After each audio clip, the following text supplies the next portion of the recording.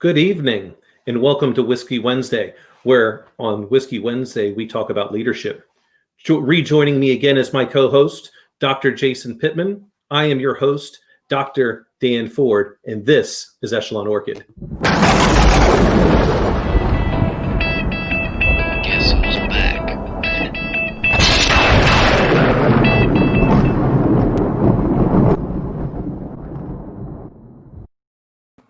The Ninja. Welcome back. The Shogun. Every time I listen to that song, I still so it's one of the few Kid Rock songs I like. With I definitely like that song. I probably still listen to it at least once or twice a week because it's in my morning playlist. So So you tend to like play the same playlist most mornings? Yeah, pretty much. While I've got maybe 20 songs on there. It's just a matter of when it hits. So it'll cycle back through. I mean, I'm pretty ritualistic in my mornings and a lot of what my day is. So it's predictable to start. And I think we've kind of talked about it at least at times as to why you like to work out in the morning. A lot of times to get these things done, because if you try to wait till later in the day, something comes up and just foo bars it, and you're not able to get to it. Well, that's very similar. Like, I want to start off my day almost exactly the same because it gives me those easy wins. I already know what to expect. I know when I do this, I've got it, and I'm trying to build momentum throughout the entire day. Yeah, well, and for me, it really started with what stresses me out is when I have to make a decision like from scratch in a moment. What eliminates that stress is having a very general, very abstract, you can even call it a game plan if you want. Let's call it a strategy that I have a sense of, okay, if this happens, here's my options. I'm not going to pre-choose, but at least I know what the options are. So when I'm in the moment, I just select and I go. And that allows me to have what has become paramount for me in my life is momentum. And from the time I get up, from the time I go to bed, and really because of the way I manage my schedule, it's over a week long, right? And it's just this from a certain time on Sunday when I create my list for the week to, a minute before a week later, it's just one big steamroll. And it's even. Right. The key is it's even paced, right? Yeah, absolutely. This is why in the NFL, like the really good coaches, they script out like the first 20 plays. It doesn't matter what happens. These 20 plays that they're doing on offense is what they're going to do. So it gives them, one, they've practiced it over and over again. Two, it also gives the coaches an understanding as to how the defense is going to play them. And then they adjust accordingly. And it's kind of the same thing for me. I need to see what the rest of the people that I work with, how are they going to react, during the day? And if I'm predictable. And I think as part of a leader that being predictable in how you're going to handle and almost any situation really helps give the confidence in the people that are essentially trusting you to guide them. Because in some ways we're kind of like a shaman, so to speak, that person trying to help them walk through the spirit realm. Yeah, well, and a big part of it too, man, is, I'm sorry, I should have mentioned I'm drinking Smokehead today. Nice, lovely, I always pronounce, is it Islay? Isle? I thought it was Eiley. Eiley, it probably is. I mean, could be wrong. You're the phonetics guy now. You drinking your kombucha? No, I have all right. Pernicious Wicked Weed in my very special Troll Jägerin Troll Hunter glass. Nice. Sorry, cheers, my friend. Cheers, brother. We should have done this. We should have done the cheers part earlier before we started getting into it, but hey, sometimes you get excited, you just got to go with it, right? Mm-hmm. Well, what I was going to say is, so your day's probably similar in the sense that I have a rough idea of what some things are in terms of what's going to happen, but a lot of it is just chaos. In the sense that it's not predictable. It's not known ahead of time, and things happen very dynamically in the moment. And so, I mean, because I'm essentially doing what amounts to at least 3 hours, Monday through Friday, every day of what is stand-up comedy in a lot of ways, right? Of live stage entertainment in terms of putting on a class. And some of it's scripted in the sense that I have an idea of what I should be covering. But I feel like if I'm doing my role correctly, if somebody asks a question, we're going to take it to its limit, you know? And I can't predict that ahead of time. There's no way to know what somebody's going to ask. Or sometimes nobody says a word and I just steamroll through an hour and a half, 3 hours, whatever, right? So I find that... In that comedy routine, are you Joe Rogan or Carlos Mencia? Well, I'm definitely Joe Rogan, dude. Yeah. No, I'm not stealing anybody's material. Oh, you can still self-plagiarize. You know, I've started to get a little morally loose on that, to be honest with you. I can understand. That was one of the things when we were going through the process of learning, so to speak, APA. I'm like, how can you plagiarize yourself? I mean, if I said it, why do I need to quote myself? I'm writing it because that must mean it's already been published somewhere. But it's always been one of those ones that I struggled with. Well, to me, it starts to get a little nonsensical when you take it to its logical limit, which is technically, if you follow that guideline, you're self-plagiarizing if you don't cite a thought you had. But that's not the point of citation, right? The point of citation or reference is to attribute to a source what you're quoting or paraphrasing. And that's where I actually started to have a little bit of a moral objection to the concept of self-plagiarism. I think the duty to the spirit of the field is to attribute to its source when it's not you. If it's you, like, it's clearly your word, so what's the point of citing it? You know what I mean? Now, where I have established, let's say, empirical fact in a prior work, that deserves citation, but not because of the attribution, but because of the pointer it provides, right? You're pointing to a place in history, let's say, and that's another part of a reference. Yeah, I could get that. So you were prior to that, you were talking about how you're more Joe Rogan than Carlos Mencia. Yeah, well, I was just saying that because there's a good bit of my day that I know I'm going to be knee deep in chaos just by the nature of it, and I actually enjoy it. I'm an introvert that learned how to be extroverted because I learned how to thrive in that chaos. Okay, but as an introvert, I really need and enjoy quiet time. And so I found out, especially working out in the morning or coming out, I'm in my office, which is outside the house. I can come out here and I can be quiet for 2, 3, 4 hours in the morning, depending on when I get up and when I have to go into campus. And that allows me to establish enough order that I can manage that kind of chaos as an introvert. Yeah, I can see that, as much as I enjoy being at conferences and public speaking, things of that nature, there's still those moments prior to that, and a lot of people, while like I'm on that Briggs Myers, I would show as a very extreme extrovert. I don't necessarily believe that in many ways, mainly because of how I feel after being in those situations of where they would say you're getting all this energy from other people. Well, I feel like it's the opposite, that I'm giving all of those people a lot of of my energy, and I'm drained. So I have to kind of prepare mentally beforehand, and then again afterwards.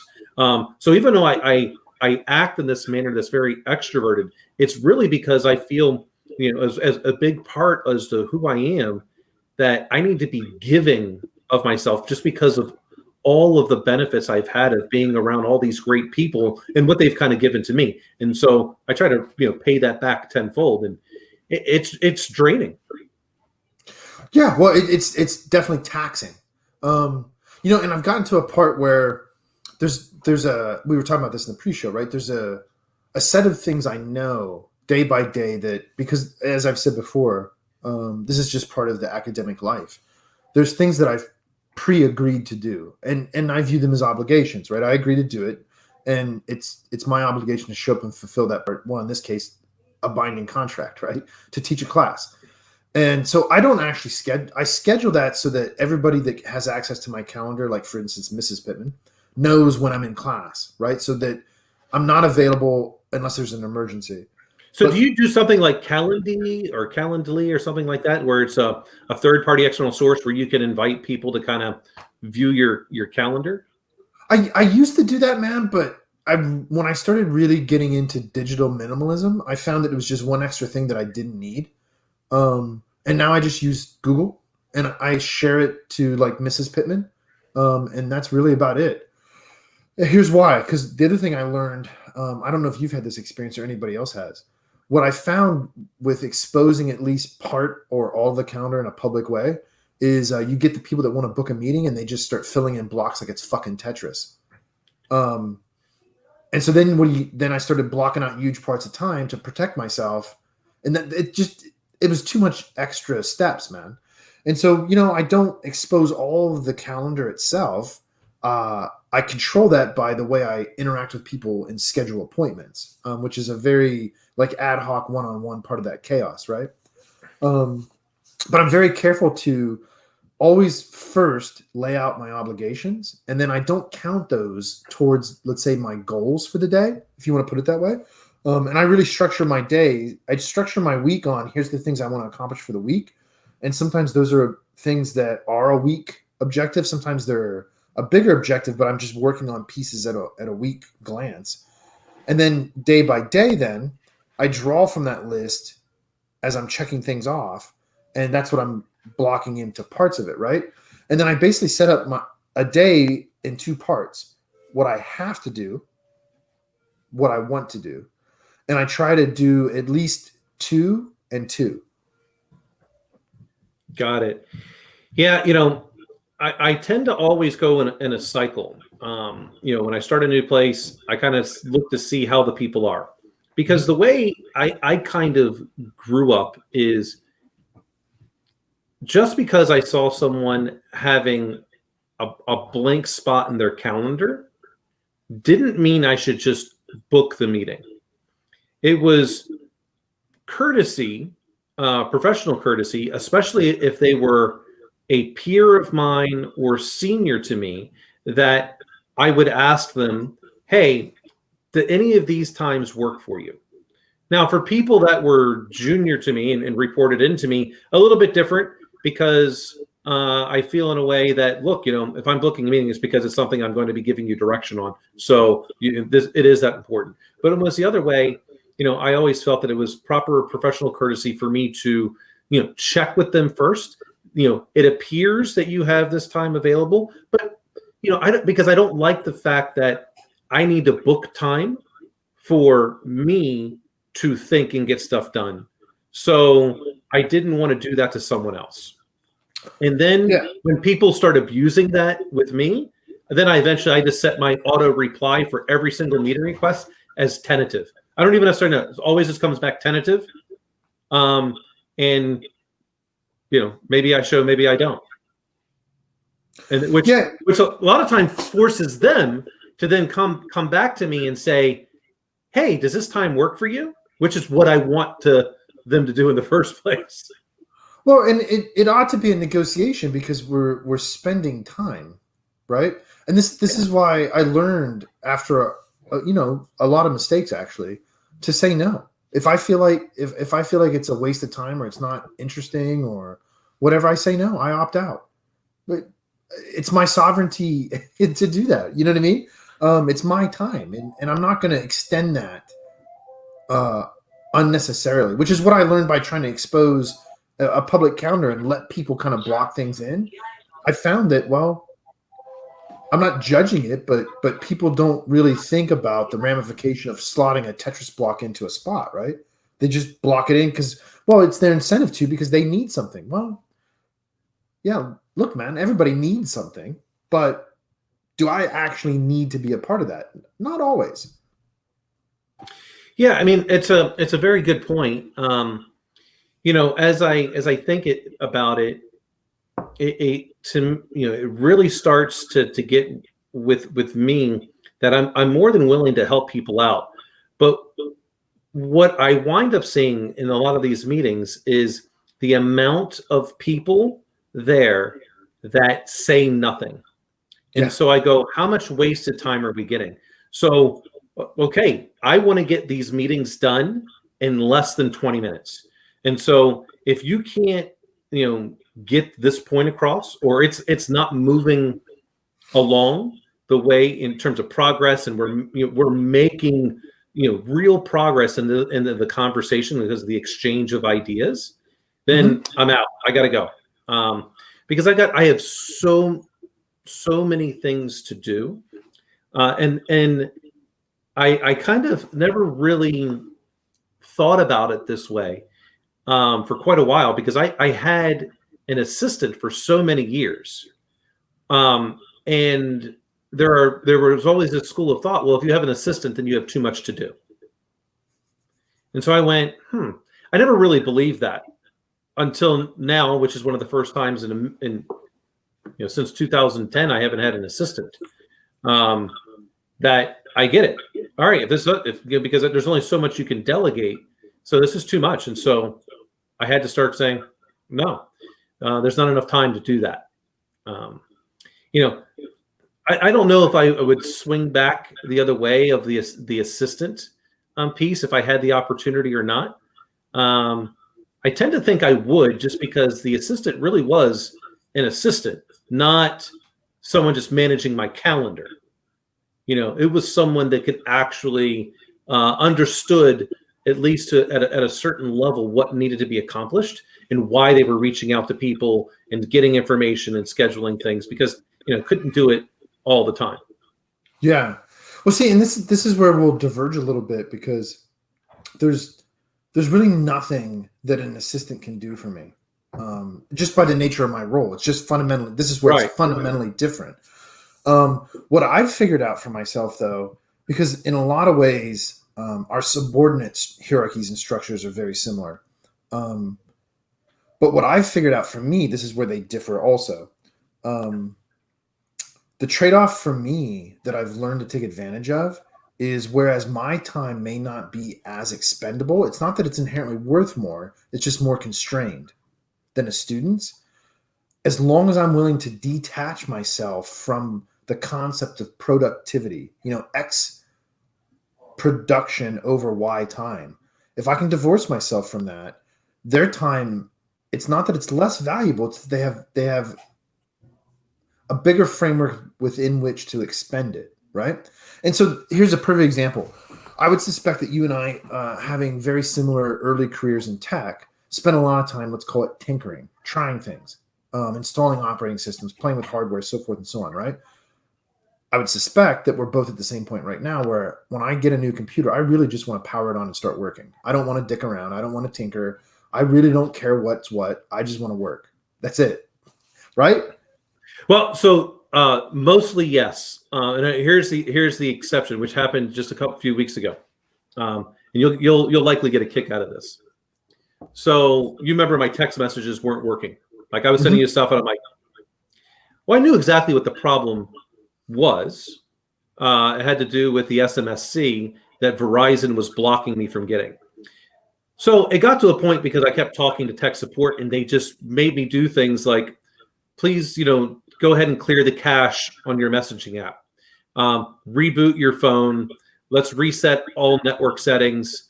We need to reset the factory default. And I'm like, I'm going, no, that's not what needs to happen. But, okay, I've got a backup, not a big deal. It'll be a little bit of pain. But I hear them and going, hey, this isn't the problem. The problem is this. Nope. We've determined that your hardware is defective, and we're going to go ahead and warranty replace it. You'll have a new phone tomorrow. Okay.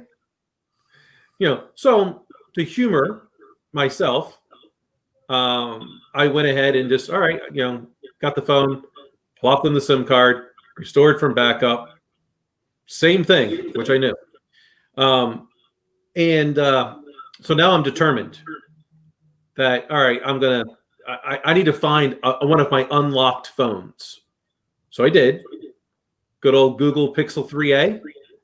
plopped it in there, star pound 4636 pound star SM, the SMSC. Oh, sure enough, wrong gateway. Now here's the funny thing about all this. So now I'm trying to figure out how did this just happen? This isn't a Verizon, gateway. So I start backtracking. What else did I change? Oh, I changed my default messaging app to be Signal, which makes sense because Signal needs everything to go to them. And my guess is Verizon is likely blocking or something like that, and it's not an authorized. But so outside of that, where I went, no, I'm going to figure this out because, well, I mean, I did spend a little bit of time in the mobile arena. Like people got to understand, this isn't any bullshit, right? I'm 100% dead serious. From my estimation, you were definitely in the top 3 mobile experts in the world at that point. Like when you were at Fixmo right before I came over to Black Phone, no bullshit, legitimately at least in the top 3. Yeah, I don't know if I. What's that? And this guy's telling you to reboot your phone. Yeah. I get it, man. I get where he's coming from, right? I totally get it. Oh, absolutely. But and I was trying. I was being patient with them because I mean, being in customer service is difficult. Yeah. But I kept going like, look, man, I'm telling you, this is what the issue is. And I don't know if I was top 3 or not. I mean, I was definitely. I feel like I was definitely pretty knowledgeable. I mean, I did build quite a bit of different things in the mobile space. See, this is what people need to get to know about you, man. Is we'll be at a party and we'll have this conversation around people, and you will talk nonstop about how fucking good you are, right? But when we're in a semi-private conversation like this, you're like, no, dude. No. I don't know if it's really quite like that, but Yeah, I might be embellishing a little bit, dude. But no, for real, no bullshit, dude. Honestly, right? And so, but this is the thing is, you get to a place where, for me, it's part of it sure is ego, but it's ego in a way where like, okay, I know how good I was, and I know what work I did, and in my estimation, it was top quality, like top shelf, no bullshit, right? Yeah. But I haven't done that in a while, and I don't do it at the same pace I used to do it because I'm doing something different in my life now. So I could be wrong here. And so I've had recent experiences trying to integrate and deal with IT at campus. And I'm like, hey, wait a minute. This doesn't make sense to me. And I'll do all the troubleshooting because now also, you know me well enough, and everybody else does, hopefully at this point too.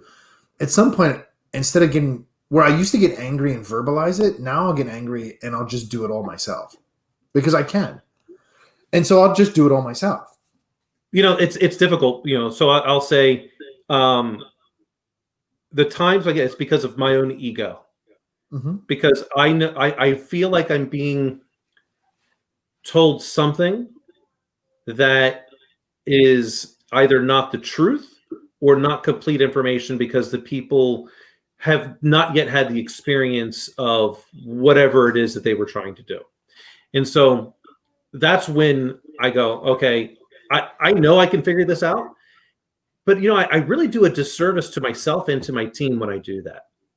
Instead of just constantly asking for more data, by me doing it, I'm actually, and I feel in many ways, I'm robbing them of the experience. Mm-hmm. Because then my ego had to go, see, I told you, and here's how it needs to be done. Now, when it came to the phone the other day, it was more so because, well, I wanted to know how much money is Verizon really wasting sending people new phones when there was nothing wrong with it? But with my people, that's a little bit more challenging because I don't want to rob them of the experience. So sometimes I'll test it out. And then that's when I go, and you've heard me say it quite a bit. When are you sure? Well, if I'm asking you if you're sure, it means because I know I'm sure and you should not be. Yeah, right. Well, listen, and sometimes it is ego. But there's value in that, if nothing more than regrounding our sense of internal confidence, right? Because it's possible I'm wrong. It's entirely possible.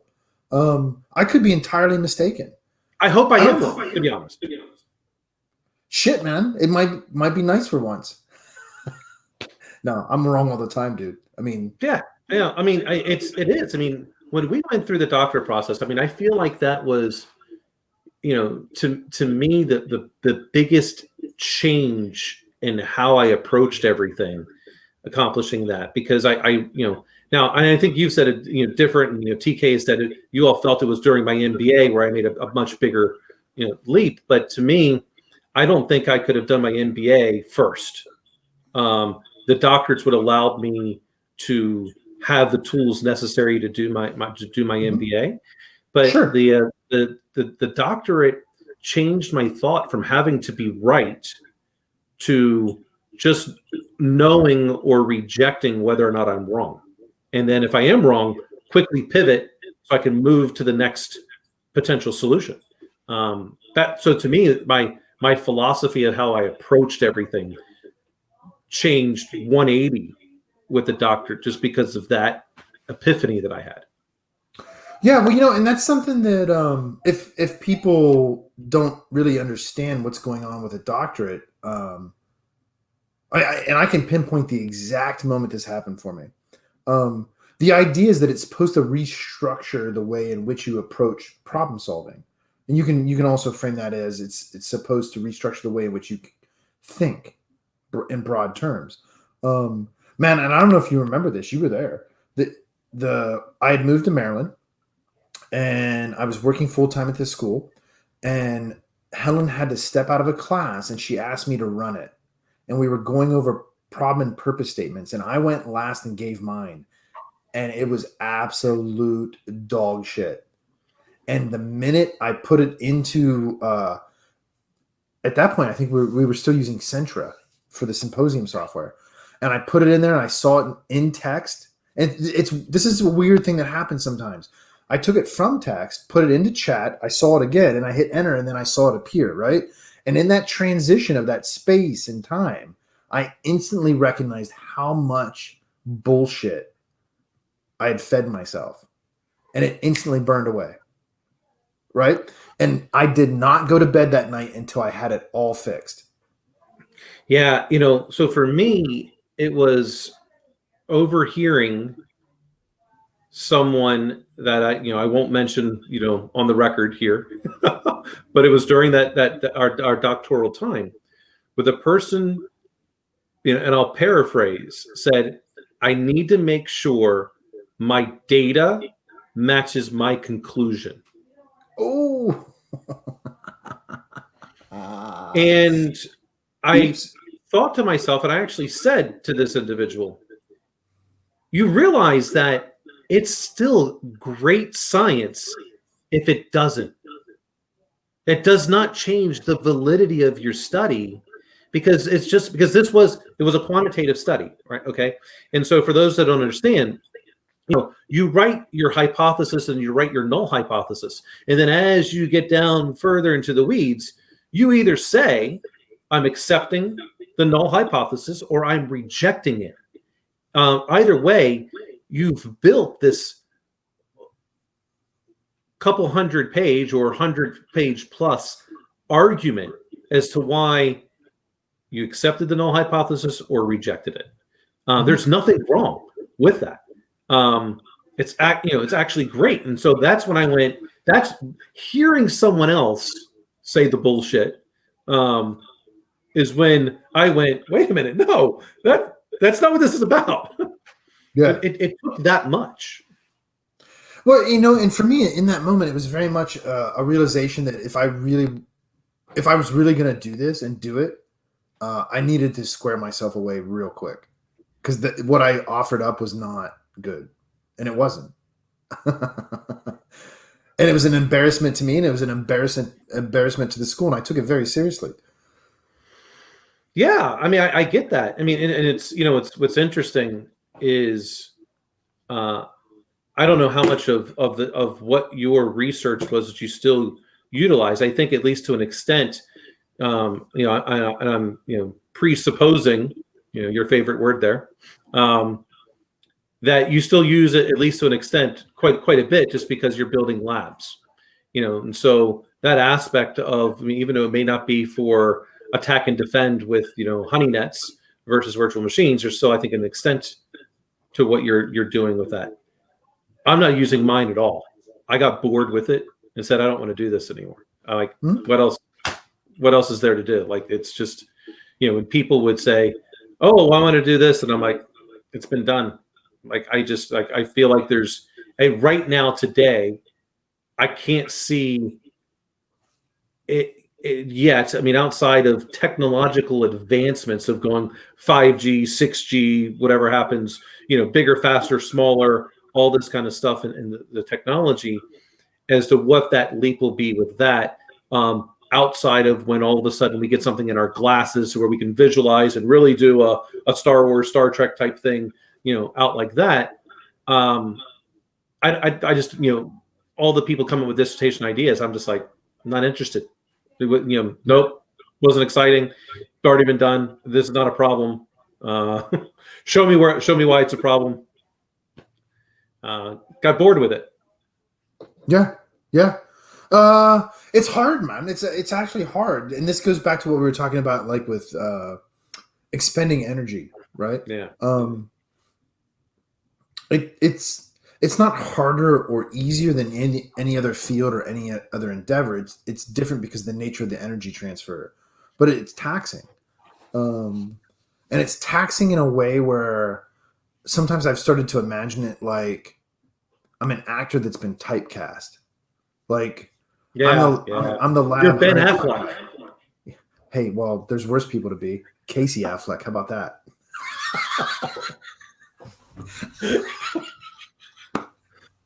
Oh, shit. I don't know, because at least Casey Affleck hasn't ruined 3 superheroes. Come on, man. Batman was pretty good, dude. Oh, come on. It's dude. Wait, he played Batman at the perfect time because now Robert Pattinson is going to be Batman. And in case nobody understands, that's the sparkling the sun vampire dude. Yeah. Like George Clooney's going to be a good Batman compared to that. But no, even though I'm pretty sure we've talked about this before, but who are the 3 superheroes that Ben Affleck has ruined? Well, Batman, Daredevil, and I guess by proxy, Elektra. Yeah, because we and I've talked about it, because I'm like, but when most people I would say that to, they're like, I can't think of another one. I'm like, Elektra, because he married Jennifer Gardner. Yeah, right, exactly. Gone Girl. I just don't. I'm like, if it wasn't for not Matt Damon. Yeah, was it Matt Damon? Is it Matt Damon who's the one that basically the two of them played roles together?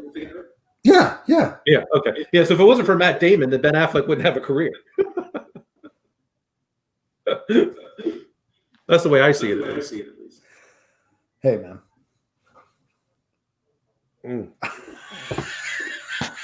Oh, every time I think about it, crack myself up. I'll say it again. I thought Batman versus Superman. I thought Justice League were way better than Avengers and Civil War. And oh yeah, that's just because of all of the other characters that were able to take Ben Affleck and bring him up. He played a good. He played a good Jim Miller style Batman, in my opinion. Yeah. I mean, he wasn't, he wasn't horrible, but it would ruin my joke if I. But yeah, it definitely wasn't horrible, and I definitely agree that the Batman versus Superman movies were better. I thought it was a better storyline. And for those that don't know, Batman's like my favorite superhero, because to me, he truly is a hero. He's not immortal like Superman. Superman's an alien. Batman's going to die. Like he's rich, and you and I agree on this because everyone's like, oh well, he's no different than Tony Stark. I'm like, no.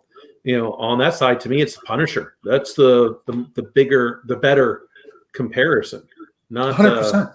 Yeah, because Tony Stark's weakness was his drug addiction in the comic book. It was specifically his alcoholism, which kind of comes out in the first movie, but then they kind of put it away, right? But in the comic book, that was his downfall, was his alcohol abuse. The Punisher has the exact same flaws and anti-hero as Batman, and that is their internal darkness. Yeah. Which is a very core Jungian psychological construct. And they struggle to control what Jung called our shadow self, which, listen, man, that resonates with me deeply, right? I'll tell you another thing that resonates with me. Check this out. You know, I don't watch a lot of TV. In fact, I don't have, like most people at this point, right? Traditional TV. We watch some Netflix. It's a lot of kid stuff, right? But we've been getting into Netflix has this series called Manhunt, and they're doing like big crime things, and so they did like the Atlanta Olympics bombing. Okay. And so Mrs. Pittman and I kind of border generations where we're in the same generation, but she's 2 years younger than me. So there's things that I remember because I was just old enough that she doesn't because she was just young enough, right? So like the Atlanta bombing, I remember, right? I remember we're watching Waco now. We watched the Unabomber case. And so particularly the Unabomber resonated with me and in a way that really made me reconsider some things that even I do today because of the way I was talking about this before. I was talking about the Stanford prison experiment. I think this was last week. And I've been listening to that The book Prisoner's Dilemma.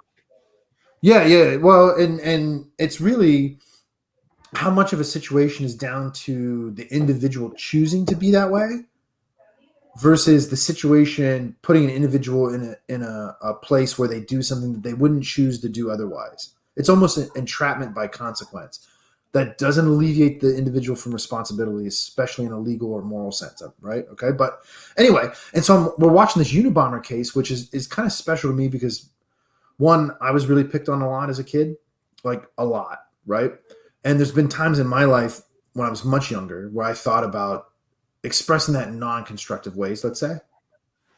But I had the courage, thankfully, to not do it, or the laziness. I don't know which one it is, but we'll call it courage because fuck it. And so, but beyond that, the Unabomber is one of those things where if you're a conspiracy buff, that's a true conspiracy. And I was really happy that this show touched on how the CIA experimented on him when he was a student at Harvard. A lot of people don't realize this. So the CIA contracted these psychology professors that were experimental psychologists to do studies, particularly on mind control, because they were trying to figure out how to brainwash spies. Okay, especially the Russians. This is Cold War shit. And so Ted Kaczynski got into this. What a lot of people don't remember, on top of not remembering that, is the dude was 16 when he went to Harvard. So he's a non-consenting adult that got put into a drug trial because they fed these people LSD. And they tortured them. A crazy amount of LSD. And actually, this is no longer a conspiracy because, I mean, the papers are out there. You know, I think right, yeah, it's MK Ultra. Yeah. And so, but it's one of those things that it's an actual true conspiracy, a conspiracy in the legal sense that there was conspirators committing crimes, right? There's no conjecture. We know exactly what happened. And so they tortured these people for 2+ years, right? Come on, man. Like, what do you think? It doesn't result. Yeah, I mean, it doesn't absolve him of any responsibility, but you can kind of like, if you can't empathize with that, I think there's something wrong with you, honestly. And so we're watching this and we have these conversations about, you know, how much as a society do we want to put onto a person as an individual versus how much do we recognize situations create certain products? And this goes back to this conversation about my focus more on production or products as opposed to productivity. And this is what I was saying earlier with how increasingly I've started to divorce myself from even the concept of a deadline. I mean, there's deadlines because, like, you know, a paper's due at a journal by X date or you're not going to get it in for that issue. That's a constraint that's extra to what I'm trying to achieve, right? But do I care if a student publishes a paper this semester or next semester? Why would I care? Yeah, not necessarily. I mean, in many ways, I mean, that is what the Agile like methodology is. You know, we put a bunch of things that need to get done, so to speak, this quarter, but we don't say necessarily in what order they need to happen in or on what date. they need to occur, right? Right. Because it's about, as things come through the production line, what is available in the supply chain. Yeah, exactly. Right. Well, and I'll tell you what's amazing. Doing your MBA studies, you guys got exposed to project management at least some bit, right? Yeah. If you go back, I don't know if you did. This is for the audience, really, because I was actually stunned when I stumbled onto this, and I just stumbled on this 2 days ago. The paper that was published that turned into the Waterfall method was actually a critique of how we now implement Waterfall, and what that dude was arguing for was what we call Agile. Interesting. I didn't know that. I didn't read the paper, but it's crazy. Like, people read the first page and stopped because they're like, "Oh yeah, this is what we should do." No, dude, that's exactly what he was saying you shouldn't do, because it's cumbersome and unwieldy and it doesn't represent reality. Yeah, I mean, there is an aspect where Waterfall does make sense, like in manufacturing. Like when I eventually I've got to put the engine together in this order, right? But if I'm building a car and the parts all for the engine aren't there yet, that doesn't mean I can't continue to build axles while the supplies come in, because I have axles. Right. I know I've got to build 1,000 cars this month. Does it matter in which order the parts are being built? It only really matters once the car's got to be finally put together. That's right, because you just need X number of parts. Right. I know these are the amount of parts that I need, so I will produce accordingly. Like when I think about the distillery that we're starting. If I can only get X amount of type of grain in, well, then that's what I need to be producing if there's demand. If there's not, then wait. But if I have demand for multiple products, but this is the product that I can get out the door, then that's the one I need to be producing. Right. Not, hey, I need to do this one first. No, I don't have to. No, and I think that's something sometimes people misunderstand about particularly Scrum or Kanban style Agile. Yeah. There's nothing that says you can't have structure or let's say a prescriptive order. It's not that you can't. It's that you don't need to be successful. You don't need that in those methodologies. It's really just, I recognize what my backlog of work is, and I recognize that there's this external constraint that I've obligated myself to, at which all this needs to be done. But within that, I'm free to decide how to go about that as I deem fit. Perfect. That's Agile. That's dynamicism. Yeah. And I love Agile, dude. Yeah, I'm a big fan. I'm a big fan with that in overall an organization.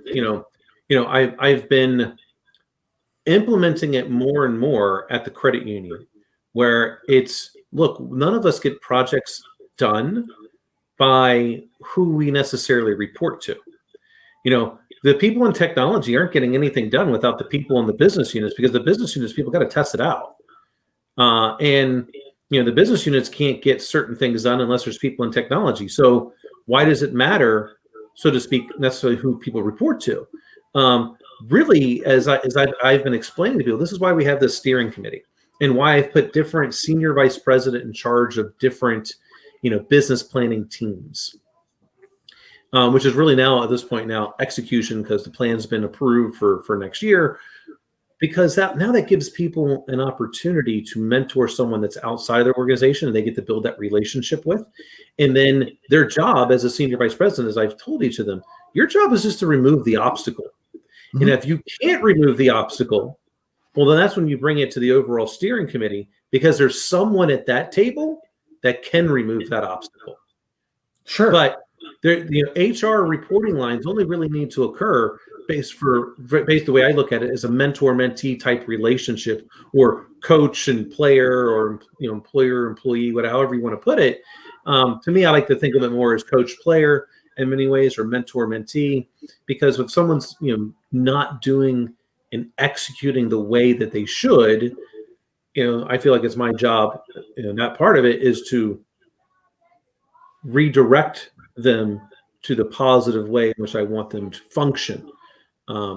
But just, they're a part of the team, and this senior vice president's on that team. They're the ones that senior vice president is the one that needs to get these things done, because it's helping their business line. And, so, which is Agile. I mean, to me, I'm just taking Agile to a different, extent throughout the whole organization. Reporting lines don't matter. They really never have, but they're artificial constructs and they have benefits in some ways, but they can't be obstacles themselves to production. And this goes back to what you're saying about viewing ourselves as shamans. And this is exactly what I mean when I say that. Not like those people said when they came over to your house and thought I was going to like dispel ghosts out of their fucking closet, man. I'm not that kind of shaman, dude. I mean, you might. Well, hey, listen, man. I mean, how much cash you're putting on the table? I'll say something. I mean, you'll believe it. Trust me. Look at me. But that's what I mean in the traditional sense of a shaman, which is, hey, look, man, you're here and you want to be there. I'm the vehicle for that trip. I'm not attached to it. It's not my trip, but I know how to get you there. You're a guide, right? Exactly.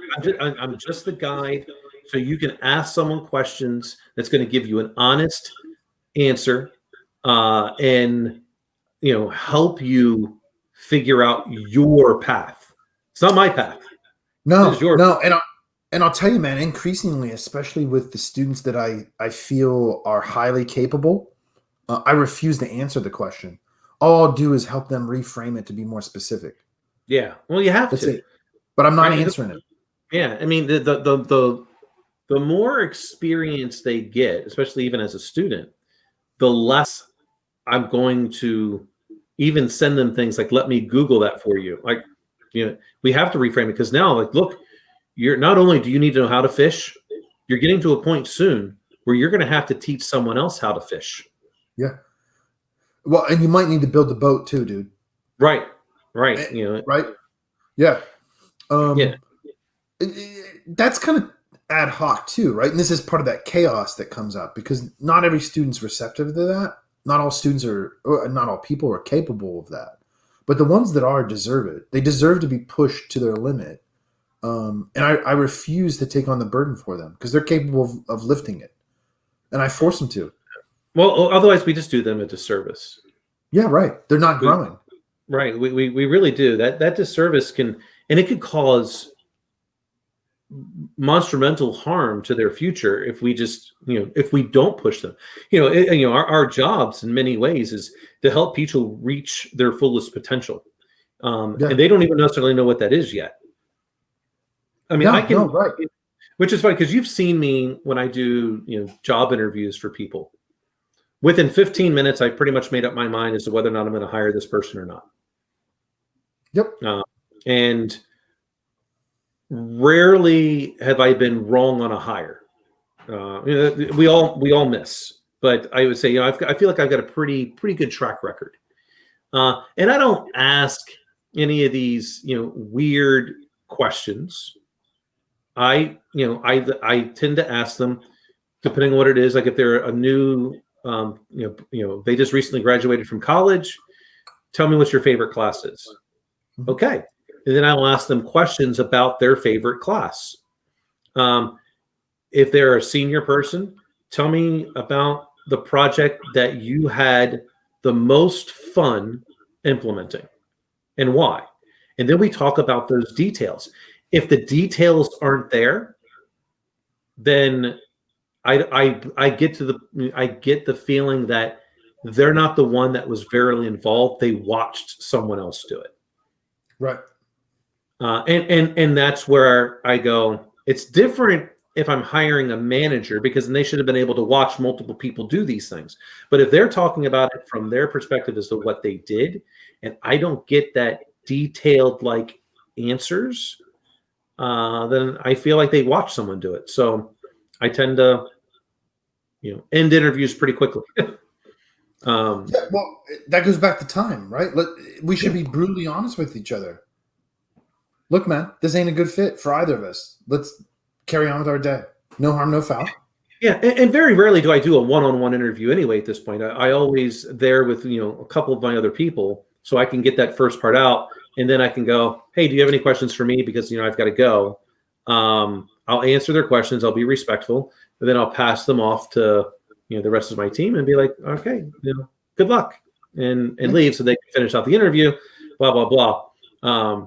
But, that's that's the way in which I do it. It's that aspect that when 99% of the time, the first impression is really the only impression you're going to be able to give. And, especially when I'm asking you an open-ended question.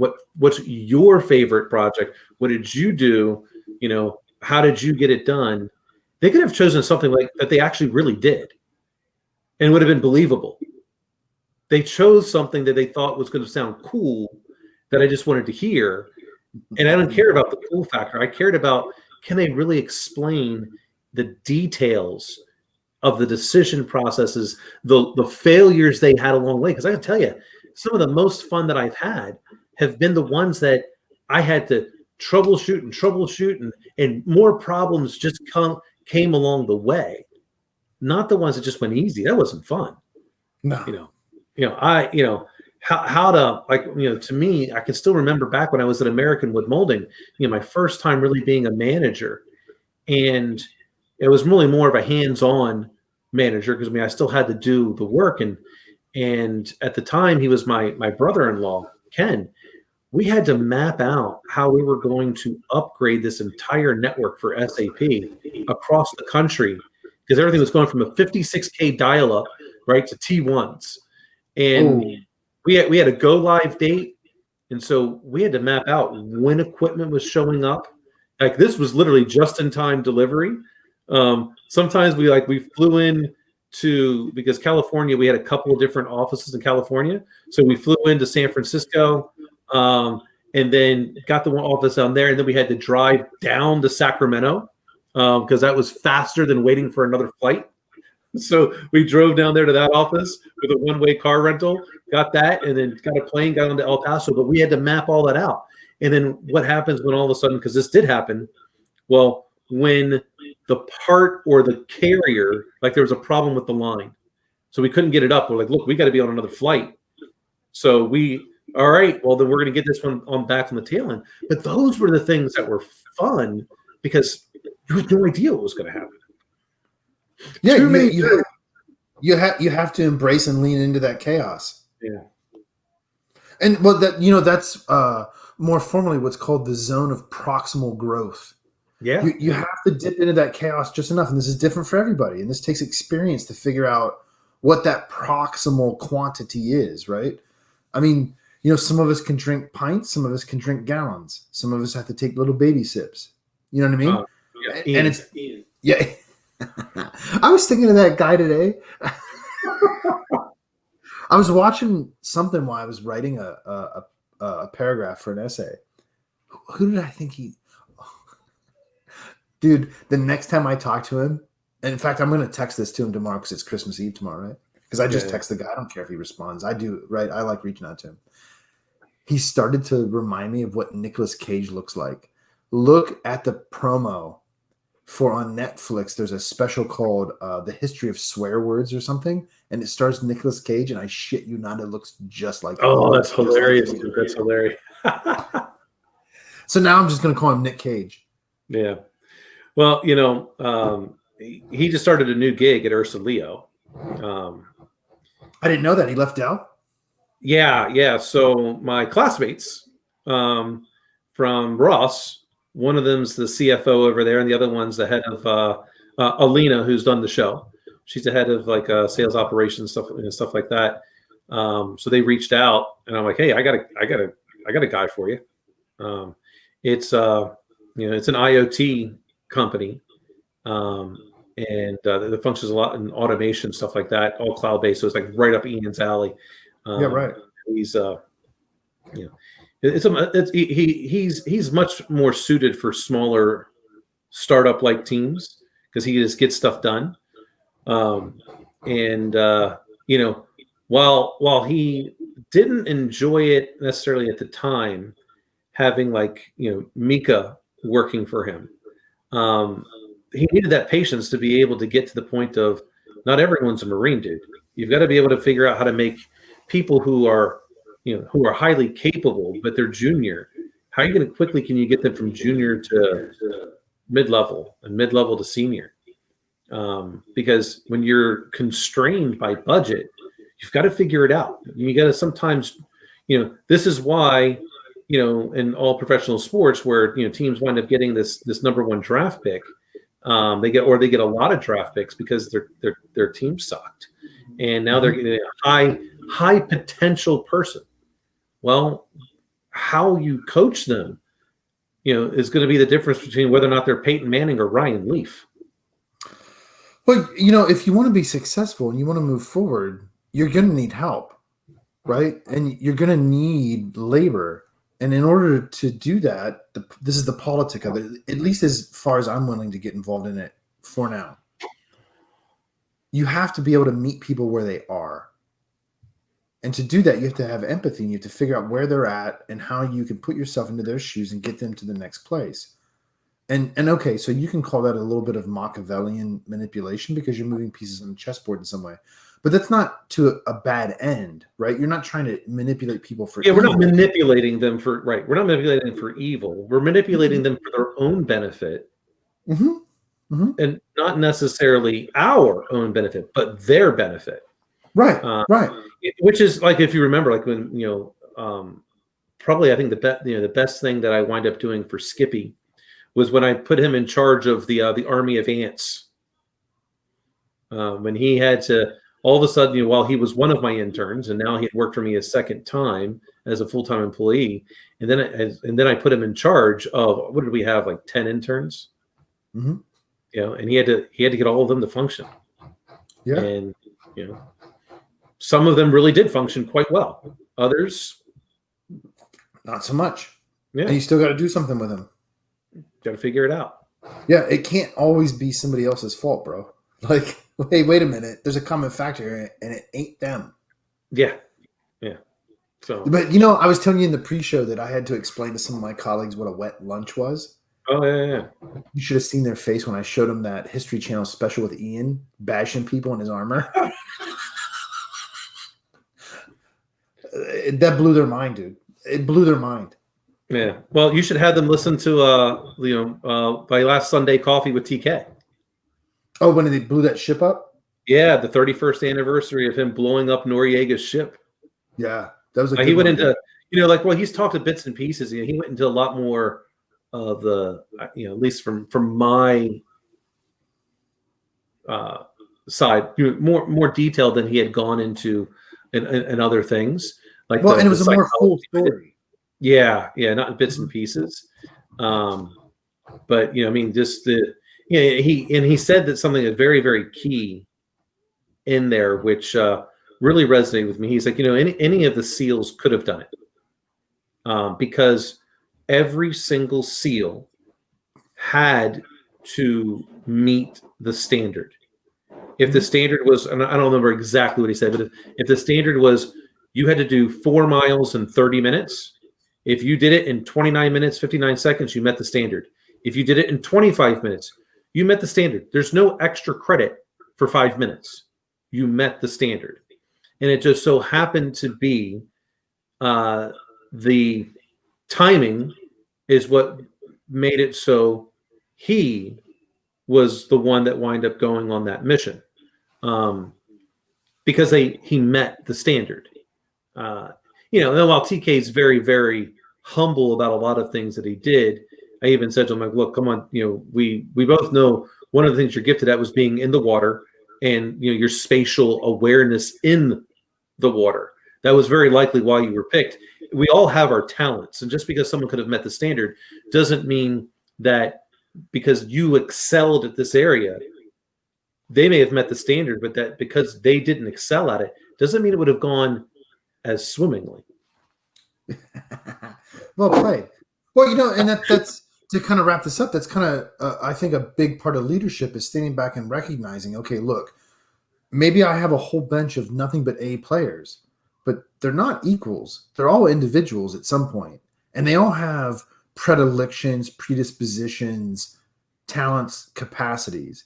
And if I want to achieve goal X, I need a specific set of alignments in temperament, capability, and skills.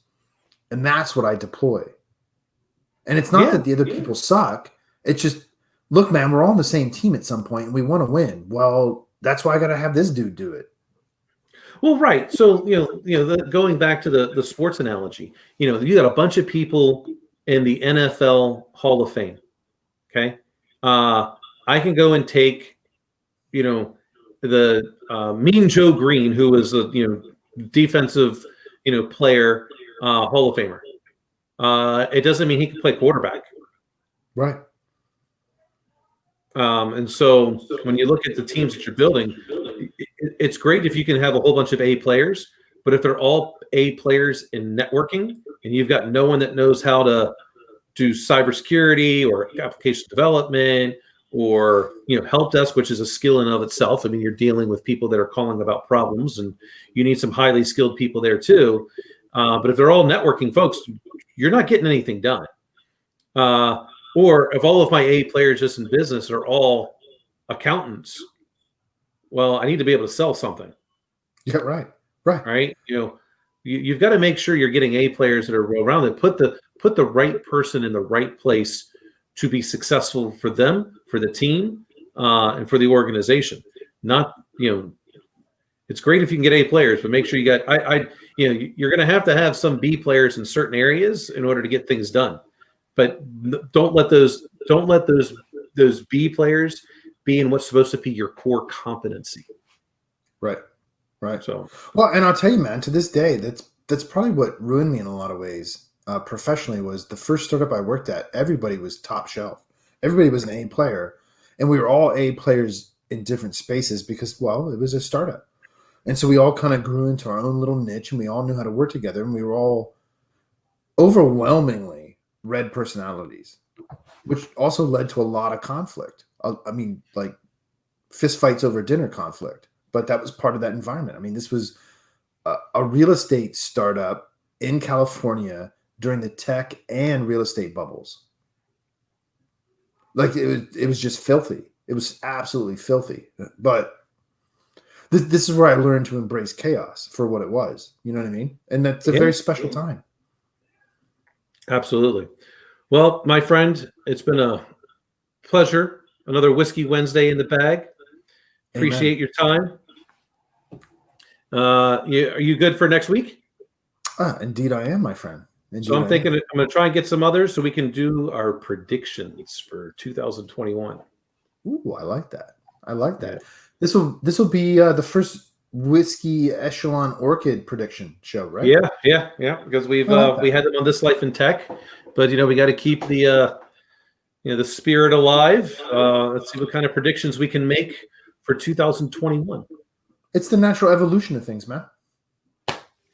It always happens. I'll leave you with this. Merry Christmas, everybody. In hoc signo vinces. In this sign you will conquer.